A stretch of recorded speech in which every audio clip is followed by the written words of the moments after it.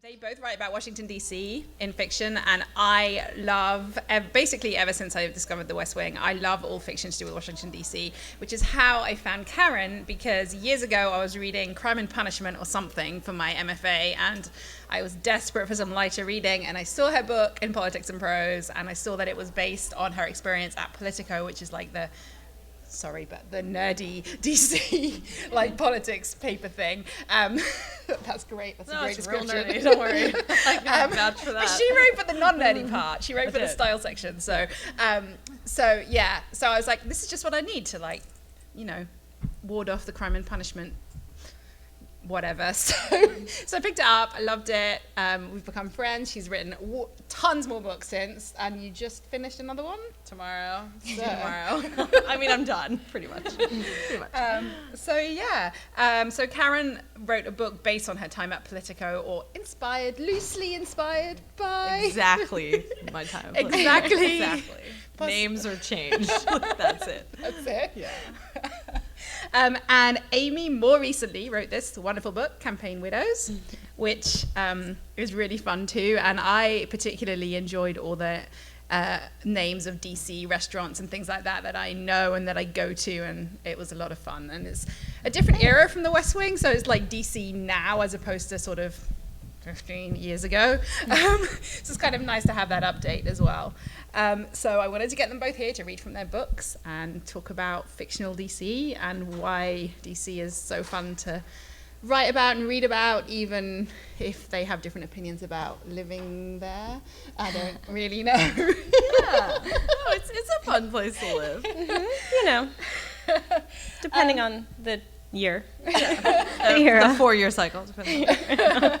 Karin, you're from the DC area, right? Yeah, I'm from Bethesda, like right by American University, basically. Yeah. And you escaped to go to college. I'm gonna hold this because I feel it's like really weird. Yeah. So I'm from near AU, and then I went to college at Vassar in New York State, and then I was a hobo around the world for a while, aka travel writer. And my dad was like, no, you can't have any more money. And so I came home and lived in my parents' basement, and then kept freelancing, tried to be a political journalist, pretended I was serious. And then fast forward, I was at Politico in 2012, and I had an agent. Do you want me to do all this now? Because I'm into the story, so I'm gonna finish it. I'm gonna finish the story.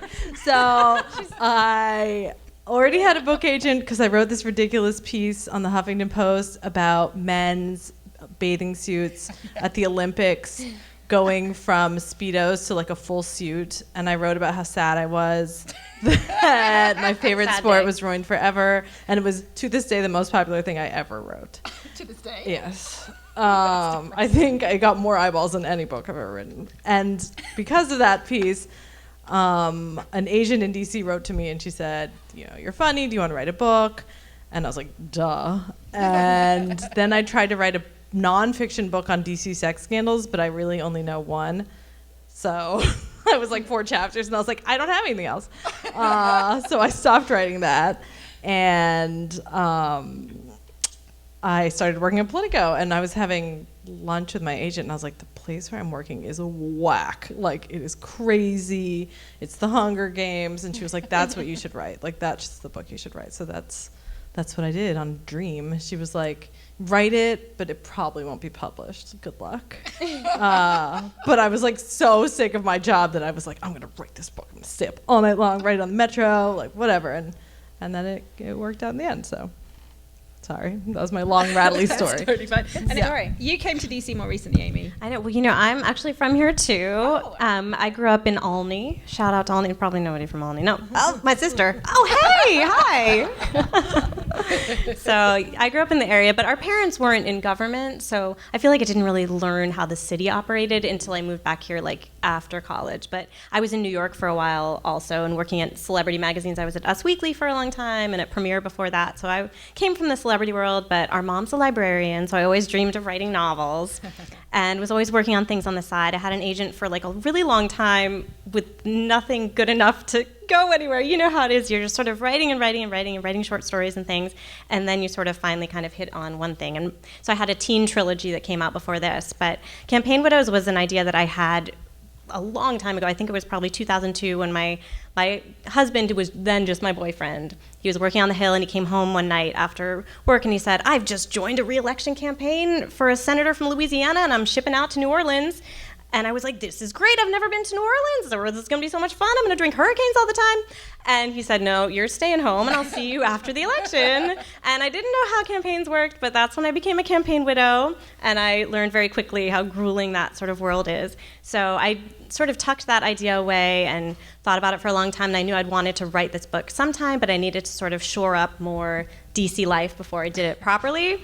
So then I sort of had a whole lifetime in between that happening and writing it, where I wrote my teen trilogy about a teen angel, and then I worked at Us Weekly and all that, and then I finally moved back to here when Obama came to town, and then I was like, now's the time to start sort of really researching this. And then I finally got around to writing it in 2016. January. I was like, this is a good time to start writing this book during this election. And I was like, oh, geez, well, this is kind of tough. But luckily, I'd made the decision not to make the book reflect what was going on in real life. So I continue to be glad that I did that. It's very escapist, thank God, which we all need right now, some escapism, I think. Definitely, yeah. It's actually kind of nice to read about glamorous Georgetown parties and not, well, I was just like, I'm just going to pretend that that's the real world and not this other thing that's happening. I know, we need to escape more than ever. So what is it about DC that makes it fun to write about, or enjoyable to write about, or fun to poke fun at? Yeah, all those things. I mean, I think because people see DC all the time in movies, but it's such a Hollywooded version of DC. Like, oh my God, every single movie has people talking on those steps overlooking the Rock Creek Parkway, Totally. And literally no one has ever had a conversation there because you will likely get run over by a car. But every single movie I see, I'm like, oh, there people have a conversation right there yet again. It's pretty. Yeah, or it's like Homeland and it's filmed in North Carolina or wherever they filmed it, or it's The Americans and it's filmed in New York, or But if you're a DC person and you really know DC, you know how just unique of a place it is. There's really nowhere else like it in the world. And it's just filled with really hungry people who think they're geniuses. And some are and some aren't. And yeah, it's just it's a really smart city. It's a very glamorous city. It's just not a flashy city. And there's mad corrupt stuff that happens all the time. So it's fun to write about that. I think the ambition here is amazing, and crazy. And I love that everything is about power. It's power above looks or money or anything. On the hierarchy of what everybody wants, that's what it is. And I'll never forget this moment that I was at this Shelley's back room. It's this cigar bar. I was I just moved here a couple years after college and things, and there were all these girls who were gorgeous, and they were all gathered around this guy at the bar, and I was like, who's here? Maybe there's a what band is playing here right now? And it was Ari Fleischer. And it was all these hot young 20-something women. I was like, I had just moved here. I was like, what's going on with that? Yeah. And my husband, my boyfriend at the time, said, that's what it's like here. And I was like, oh, that was eye-opening. And that is pretty much sums up DC. It's true. During White House Correspondents one year when I worked for Politico, I saw Rashida Jones sucking face with someone in a club, and I was like, who is that guy? And it was John Favreau. Yeah. Yep. Well, they were I should have. Anyway, I missed that boat. I should have sold it to Us Weekly. I know. I was at some of those White House Correspondents' dinners, and those were always so wild, during the Obama years, because it's all the people who actually worked in the West Wing under Obama were the hot shots, and all the celebrities would want to flock around them. Totally. January Jones had a fling with a Yes, staffer. it's true. They were all like dating crazy. well.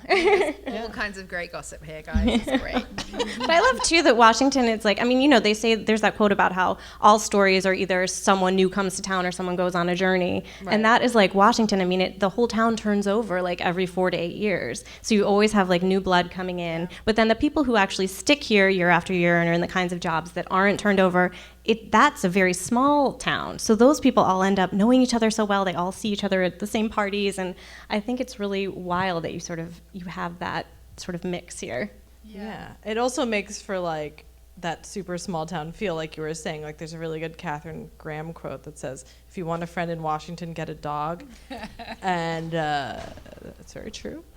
But it makes for good like literature, because there's a lot of backstabbing up in here. It's true. Yeah. Great. Well, maybe not great. great for some. fiction, not so great for friendships. I'm just deciding whether to get you to read now or later. Later, okay. You're hoping we'll run out of time, aren't you? I can tell.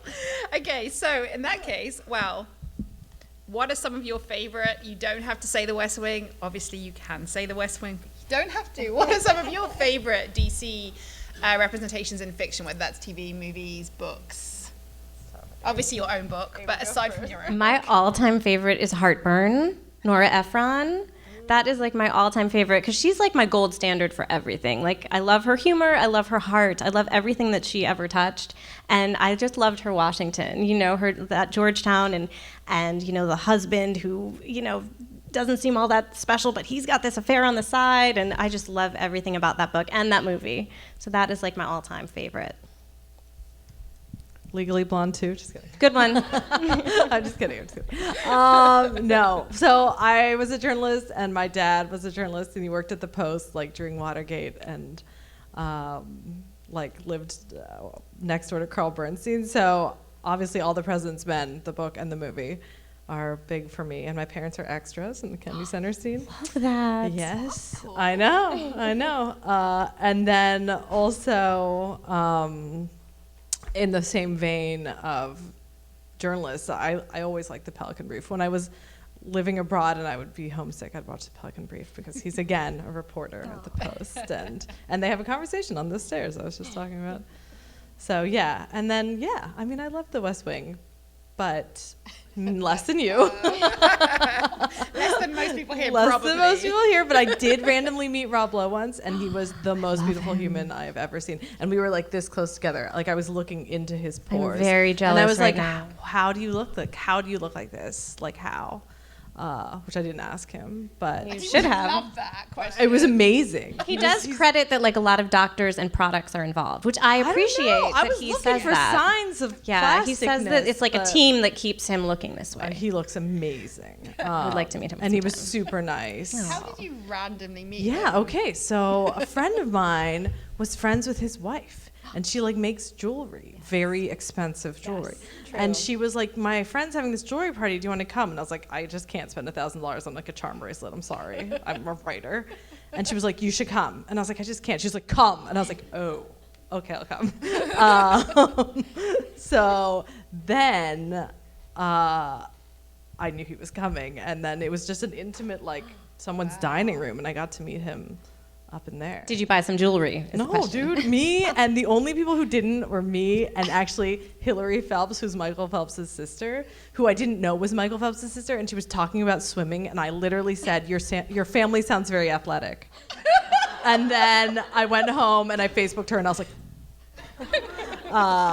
yeah. Well, you weren't wrong. I was not wrong. They're very athletic. Very as in the best in the world. But yeah, so that embarrassing thing happened. But yes, Rob Lowe, beyond. And my cousin was roommates in college with Bradley Whitford. Yes. I've seen pictures. Yes, which I send like Claire Amazing. Facebook photos. Yes, but none of you can, sorry. But I mean, he said he was very wonderful too. So yeah. Yeah. Now I'm going to get off Very track. I'm sorry. The love of jealous. Claire's life. Bradley Whitford. So what are some of the challenges when you're writing a book that is, Aimee, I've heard you say that nothing is, or everything is fiction in your book. Nothing is from real life. Right. Karin, I've not heard you say that. But obviously either way you're like taking inspiration from a real city and real people that you see around you and real events as well. Sometimes, you know, the calendar of the election and how everything works out. So what are some of the challenges of doing that? Do you care about the ethics of it? How do you make new characters out of people that you already know, that you really know in real life? I really wanted to keep my book separate because this crazy election was playing out while I was writing it. I didn't even know how crazy it would become. I kept thinking it was going to get less crazy, but I had luckily made the decision early on that I was just going to create my own election in here and make it zany, but it's zany in its own way. We have like, in here there's a female rapper who is a candidate who actually ends up being a really good candidate, but you know, zany in its own way. And I was really glad that I made that decision because if you're trying to sort of chase the headlines sometimes, you can really get into trouble because especially now, things are just bonkers every day. And there's no way to sort of keep up with that. And I sort of felt like very secure in just making up my own stuff. I tend to not like confrontation too much, so I don't like to base anything on anybody because then I have to worry I've got like someone who's going to be calling me someday and recognizing themselves in there. So luckily my characters are made up. But the idea of a campaign widow came from me, but luckily none of the drama that goes on in here actually happened to me, which is otherwise I would have written a memoir, I guess. So luckily. There is one story though. There's something about. You know what I'm talking about? I do. There's one story that was too good that happened in real life that I had to put in here.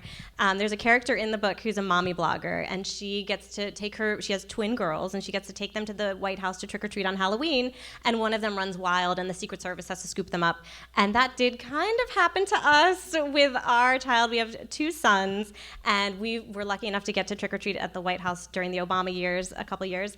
And when my oldest son was, I want to say 4, we were there, we were all dressed as Star Wars characters, we were having a great time, and, we were just having a great day. We were walking around, we were about to sort of head out after getting our candy, talking about how much fun we had, and there were these big, burly Secret Service guys who are over near where the West Wing is, and everywhere else, they really gave you the run of the lawn, but this is one area they don't want you to go. We're just talking, and all of a sudden, no warning, my 4-year-old takes off running, he hops over this little fence, he runs past the Secret Service guys, and I'm paralyzed with fear, along with my husband. We're just like, how did this happen? And then I have our son in a stroller, so I start yelling to my husband, run, get him, hustle, because I'm like, the Secret Service is going to get there first. The Secret Service takes off after them. I'm like, oh my gosh, my husband's running. And of course, the Secret Service does get to our son first, because that's what they're trained to do. If they can't outrun a 4-year-old, what good are they? So they sort of grab our son by the arm, and he freezes and looks up at him, and is like, I've never seen him so scared in his life. And then the Secret Service guy brings him over to my husband, who was close, but just didn't get there in time, and says, keep hold of him. And we were like, yes, sir, we are on our way out. Thank you. Thank you for your service. So we got out of there, but I was like, this is too good. So I did put that story in there, but everything else at least is made up. And that was based on you, so I guess it wasn't as scary in terms of... That's right. It was okay. I was just glad my husband was there. In the book, it's the woman is there by herself. And that's what I kept thinking. I was like, if my husband hadn't have been here and I had the 2 kids, how would I chase him? I'd have to leave my other son behind. It would have been really bad. Yeah. And Karin, I guess you don't feel any sense of challenge. Well, here's the difference. I was ready to burn every bridge I had because I was very ready to leave political journalism, so I didn't care at all. The only thing I didn't do is, so in my book, there's a very scandalous affair with a senator, and this is actually very true, and I know about it, and he's still an elected senator. But I didn't out the person, though every day that passes by, I still think it might be the time.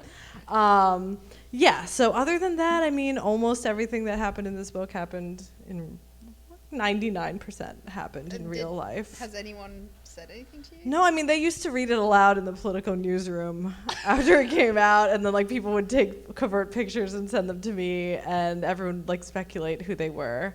And I'd be like, I didn't like you enough to put you in the book. But yeah, no, crazy stuff happened. And it was really an unsupportive kind of play. It was very competitive. And so there was a lot of backstabbing, a lot of crazy things that happened. We used to have a media trainer who would work with us to be on TV, and she was just awful. She was so cruel. She would be like, you are fat, you are old, you are horrible. So I had to put that in. And then another reporter I knew, she had 45 minutes at the White House, 15 minutes at the White House, and she came out after 10, and her colleague was like, oh, can I have your last 5 minutes? And she was like, actually, I just thought of more questions, and went back in and like kept talking. And it was crazy. Yeah, it was just, there was so much fodder to use that I really had to use it. And then I was also touching on like new media as a whole. I had a friend who worked at Gawker in New York, and they used to have on the wall like how many page views your article had. And like as the day went by, you would like see your article like plummet and feel all this pressure to keep going. So I really want to touch on like just how crazy new media is, and if you're just not a person built for that kind of environment, it can really suck.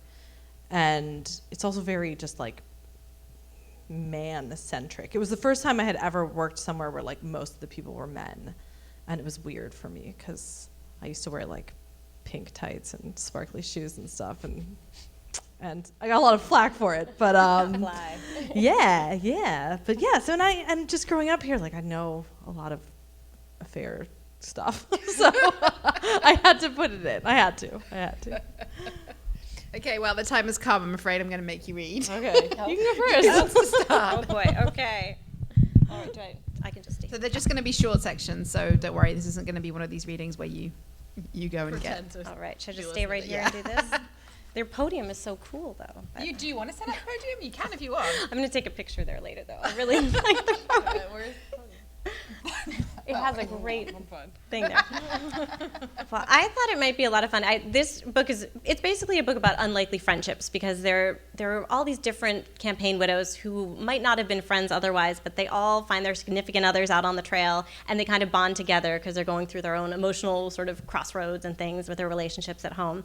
So, I have a bunch of different characters, but I thought the one that you guys might get a kick out of the most is this woman who is the wife of one of the candidates. He's the one who's doing the best, but is the least qualified. He's a businessman who's very successful, but doesn't know anything about politics, and yet he's doing great. And she's a former beauty queen. She's not really known for her brains, but she is secretly sabotaging his campaign, and nobody can imagine she's actually doing this. So her name is Madison Goodfellow, and her husband's name is Hank Goodfellow. And so this is the chapter where we meet Madison, and we start to find out that she's given an interview with Us Weekly that people are not happy that she's given. So here's Madison. Madison Goodfellow was the only one paying attention as Hank's new press secretary sat in a corner of their suite at the Deluxe Hotel a day before the Iowa caucus, reading from his smartphone. Oh boy, not good, he said. Madison looked up just in time to make eye contact from across the room. She gave her best poker face. She could guess what they might be reading. No one else seemed to notice. Room service tables with the remnants of dinner sat in the middle of the room, and on TV a buxom blonde news anchor gave a rundown of everyone's Iowa odds. Hank still came out the favorite. Madison hated that picture they always used. He looked so much more presidential when he smiled without showing his teeth. Not that anyone had bothered asking her opinion. She had never loved watching the news, but there was so much of it on every hour of the day and on so many channels that it was unavoidable. And it had become a new brand of torture, watching clip after clip of Hank shouting from so many podiums in so many states. Her husband had undergone some sort of lobotomy since declaring his candidacy. In every public appearance, he was sounding more and more like he did at cocktail parties when he'd had too much bourbon. What's the big deal? I could fix this whole mess. Washington just needs a kick in the pants, and let me tell you, I can kick. Except he wasn't drinking. She missed the old Hank, who used to skinny dip in their pool in the Hamptons at all hours of the day. Though she missed their old life, she actually enjoyed seeing all these towns with Hank. She met so many kind people who wanted to take a picture with her, who held her hands and told her how hard their lives were and how much they needed to believe in someone.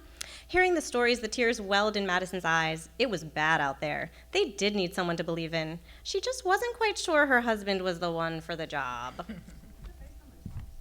I know, you would think it would be, but no, but there's some maybe wish fulfillment there. He's a successful businessman, so that would rule and that handsome. out. And handsome. Okay, I'm going to read the part that I was just talking about how we had media trainers who told us that we sucked.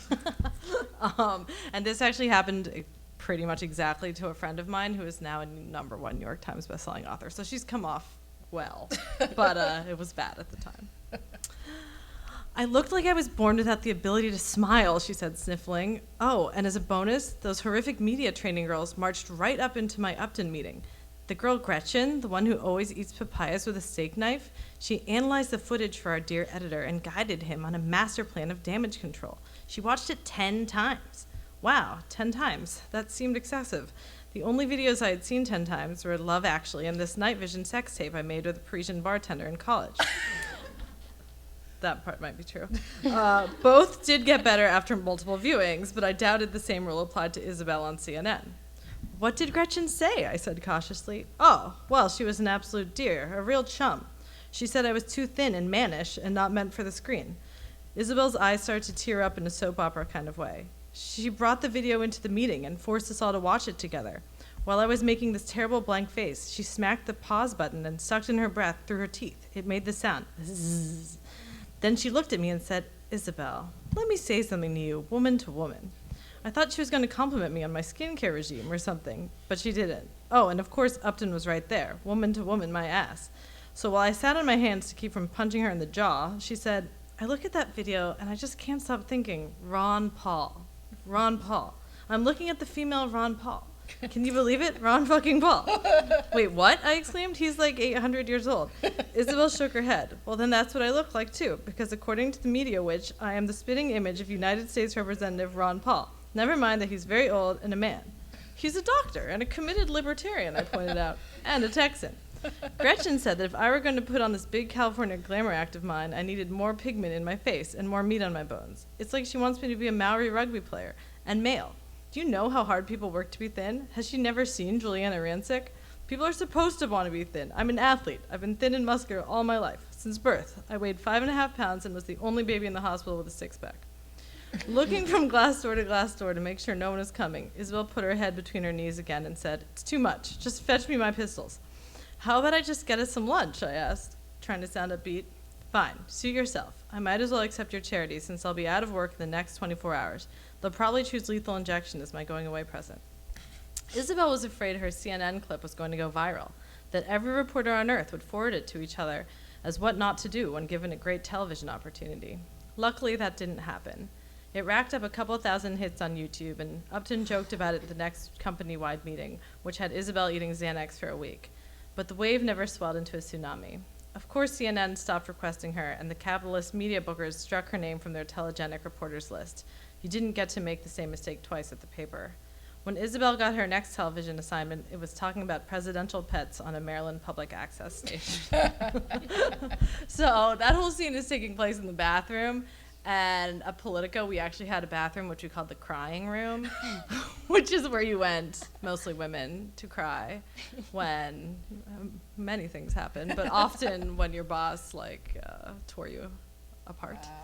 Wow. Yes, and I had one of my only times on CNN, I had Don Lemon call me the wrong name like 800 times, and I would just sat there like this. And he was like, April, what do you think? And I was like, he was like, April, and I was like, me? April? Me? That's not even, wasn't really April. No, he thought my name was April. That's not even slightly It's not even close. It's not even close. And then when I got in the elevator to leave, I was like so shaken, and this cameraman was like, he's a dick, don't worry. But maybe he's a really nice man, I don't know. But yeah. He's here today. No, I'm kidding. Great. I'll call him like Ron. Yeah, so basically, I mean, it all happened. And yeah, and I mean, some things have changed in new media, but most things haven't. So, do I miss it, you ask? No, I didn't. I did not. I wasn't getting that vibe. I think of this book every year because there's a scene from my memory. I read it a while back, but there's a scene where the main character is like crawling around on White House Correspondents' Dinner, trying to get like an amazing story. Yes. And so whenever it's like that night of the year, I always think about this book. But yeah. So you did a thing called blurbing, which for those not deep in the book industry means that you read someone else's book before it comes out and you say it's amazing and here are all the reasons you should read this book. And Karin actually blurbed Aimee's book. It was so nice. I owe you a lot of cocktails. Thank you. It was so nice. I always tell Karin that my book is very lucky to have her name on it because of her blurb. What's the quote? I was going to ask her. I feel like you should read it in your voice. This is so exciting for me. Or you can just, say it. And now I'm gonna mispronounce her last name. Agresti. It's Agresti. It's okay. Aimee Agresti knows Washington D.C., especially in the presidential election year, where primary parties are hotter than Oscar parties. The journalists are ruthless, the candidates unpredictable, and a trail of campaign widows are left home, while their significant others are hot on the chase. But as she shows us through a compelling cast of characters, the most delicious drama happens right in the district. Thank you. You're welcome. I'm so glad I get to thank you in person. No, Because that was so nice. That made my day. That was my first blurb for this book, and I was like, oh, it's so good. And The usually blurb might be blurbs are better like- than the book. I don't know. Usually blurbs are like, this was great, read it. Incandescent, light giving. What is that crap they normally put? Yeah, anyways. Obviously, I really liked this book, and it was a very, in my wheelhouse kind of book. But sometimes I get sent things that are not, and I do have, a word list, literally, that I made to blurb books I don't actually fully understand. But you can tell with that one that you I'm actually very like. grateful. Yeah, I read really it and you liked know it, it. and And it was the things to say right about kind of it. book to send to me, you know? It's not like, this is science fiction, and this takes place in 17,000 years from now, and I'm like, why me? Why? Well, thank you. But I have to return the favor sometime, so feel free anytime. I'll call you. I need blurbs too, just throwing it out You there. know I would. Anyway. I got you. So tell us about, well, I don't know if you're allowed to, but do you want to tell us about your next books? Because you're both Oh my gosh. about to finish, We / are. have finished the next are. book. Sure. Which is probably, I've had a lot of coffee this weekend, so that's why I'm insane. Yes, so I wrote, this book is obviously contemporary commercial fiction, and the next book I wrote after that was too. And then my third book is a historical fiction book, and it did much better than my other two books. So my editor was like, you are now a historical fiction writer because we want your money. And so since then, I've been writing historical fiction. I just finished a book set in 1930s Vietnam in Indochine. And it's kind of like a psychological thriller because I have 2 school tuitions to pay, and I need to write something that'll sell. But it's about 2 women who are very good friends, and sort of unbeknownst to them, they're trying to bring each other down because one is a Michelin rubber tycoon family, and the other is in bed with the Vietnamese communists, so they're sort of at odds. And it's been fun. Does it have a title? It does. It's called 100 Sons. Like sons. Not children. That would be a lot of That'd be good too. Yeah. And I'm really excited to finish tomorrow. And I bought myself a matinee movie ticket. And if anyone is at the Atlas at noon, I will be there drunk. So At noon? That's impressive. Oh, yeah. I'm to noon. First one. Because I'm going to stay up all night Sunday, turn that thing in, and then I'm going to kick back, day drink, and watch a movie. So. I love that. Yes. That sounds wonderful We'll to still be me. on deadline, so I know, you because can't my come. book is due October 15th, so that's my plan for October 16th. I'm going to get my movie ticket and my I wine. probably still won't be working, so You can come with me. Exactly. Well, my next book is sort of in the same kind of vein as this one. It's, fun commercial fiction. It's about a sort of down-on-her-luck actress who had been very successful in her 20s and now is pushing 40. She had this meteoric rise, and then she kind of flamed out, and she is having to spend the summer at this summer theater that she had starred in plays in when she was in her late teens. So she's really going back to the beginning, and she has this cast of characters there that has been in movies with her throughout the years. So it's kind of like some old flames are there and some old rivals, and it's kind of her getting her groove back. It's called Limited Engagement, and I spent a lot of years writing about Hollywood and things. So I think I kind of channeled some of those stories of sort of starlets and their difficult paths and things like that into that book. So it's a lot of fun, and it's going to be a lot of fun when it's done on October 15th. Very close. Well, Hollywood and DC, so this is basically your ideal crowd. That's yeah. There you go. Yes. Does anyone else have any questions? Yes, ask us questions. Yes. Great. Is there I don't know if there's a microphone, but maybe it doesn't. Here, would you like you're this right here. microphone? Take this one. Should I stand right here and ask Oh, it? this is great. Yeah, come on I up. feel like I'm on that panel. My question is, I'm curious, when you first got started writing, how did you figure out what form of writing you wanted to do? And particularly, I'm interested to hear your answer because you've done journalism and fiction writing. So how did you narrow down, once you decided you love writing, what form of writing, since it can take so many?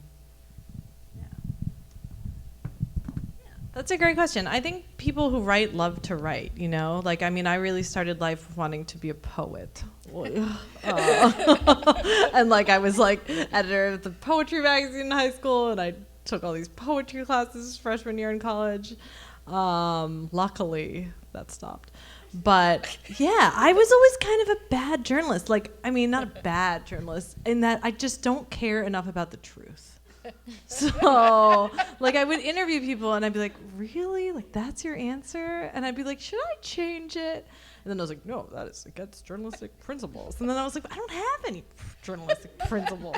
So I really did it honestly because it was like a steady job in the right field-ish. And I did think it would be a means to an end and help me get a book deal, and it did.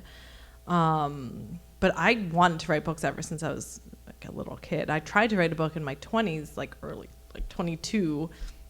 And because my dad was like kind of in the book industry, he just gave me the name of an agent and I just sent it to her. And it turns out she's the top 4 agent in the US, and she's Amy Tan's agent. And it's really embarrassing looking back.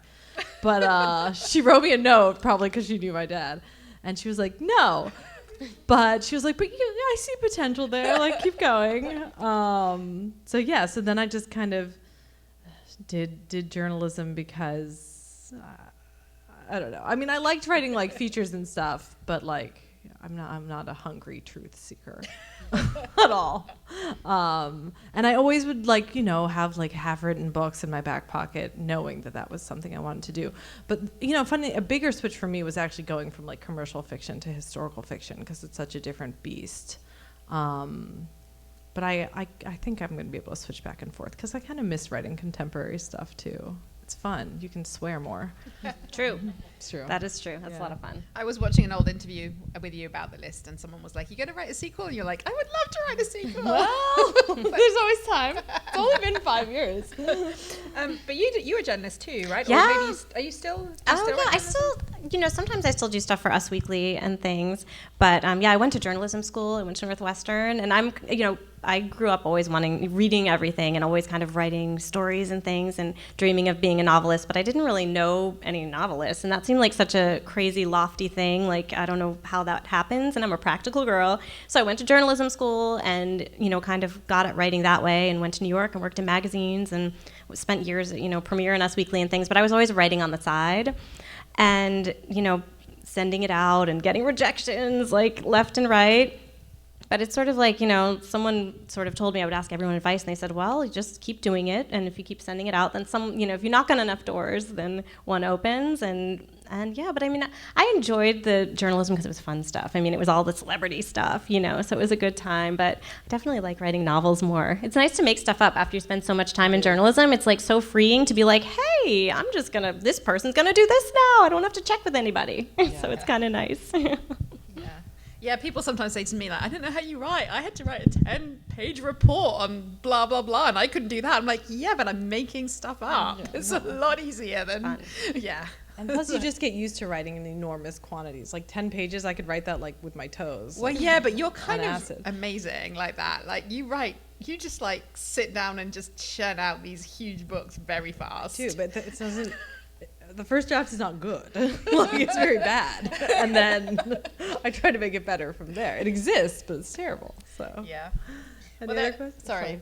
There is this concept of the crappy first draft. Actually, not crappy, but crappy. I'm being Mine's terrible. Crappy first draft is like all about get it out and. Oh yeah. That's all I do. Oh my God. Yeah. It's so true. So and then true. it's just like so nice to have something complete, because that's what's so hard about novels is that until you have the whole thing, even if it's terrible, it's like you have nothing. Yeah. So you could have like 400 pages, but you don't have the last couple pages. You don't have the last chapter, and so it's like you have like one page until it's the end. It's like, can be a slog sometimes. It's horrible. Every time I do it, I'm like, why have I chosen this path? I should have been an accountant.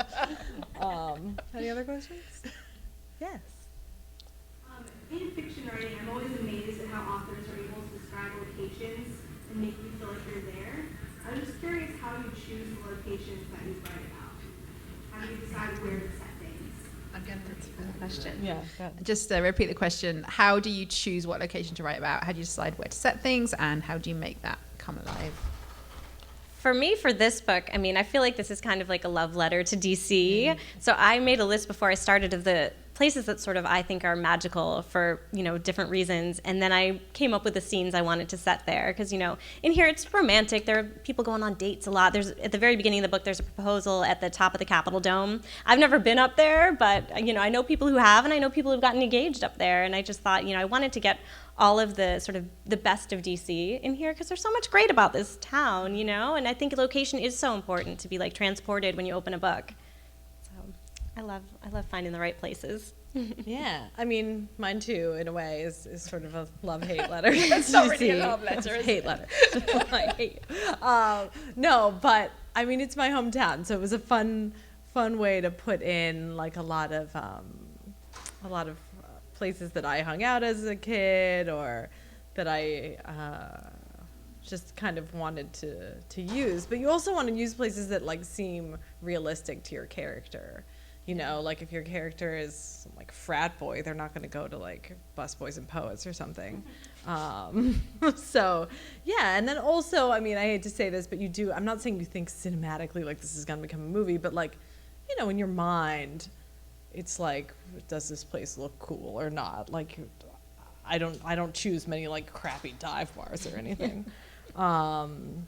Yeah, and then now that I have to choose places that do not exist anymore, I kind of go online a lot. I mean, it's crazy. I'm really bad at like making up places, like restaurants and stuff. I almost have to see it to describe it. I don't know why. So I do use a lot of real places because of that instead of just making them up. Yeah, you did both answer that one. We've got time for one more question if anyone else has one. If not, that's fine. Plus, I think people really want to get into Okay. this. Yeah. Oh yeah, sorry. It's called The List. This was my first book, The List. They sold out. I was going to say there are 2 copies out, but I guess there are none. But you can still get it on Kindle and stuff. You can. Not Kindle, because Amazon, well, whatever. You want, get it from a nice, ethical ebook retailer like Kobo. I'll sell you this one. It's in decent shape. Yeah. It's so very good. Both of these women's books are out there. Your more recent ones are out there as well. Your Way trilogy is not. Sorry. That's okay. I don't know if this was quite. That's totally fine. Yeah, I think it's probably a different crowd. Yeah, and they will, I think, sign. Will you sign? Oh my God, totally. I'm so busy. Yeah, and let me just say one thing. If anyone wants to write a book, like, shoot us emails, and we're happy. I'm just volunteering you. But Absolutely. yeah, please. But like, I think the hardest thing when you're like starting to write a book is like, you're like, how do I write a book? Yeah. Like, how I want to do this, but how do I do it? It's like an overwhelming thing to tackle. Yeah. It's true. That's why I started the short stories, even though nothing ever happened with them, but they felt like something I could like Right. do easier. Yeah. A little easier. But it can be a support system. Yeah. Shoot us a note if you want to be poor and overworked. Yeah, I think it's a great strategy. I can That vouch makes for stuff that. up for a living. That's good. Yeah. Or for Poor, not living. overworked, and creative. Yeah. Great. Well, on that inspiring note, thanks so much for joining us, Karin and Aimee. Thank and everyone you. go and buy their books.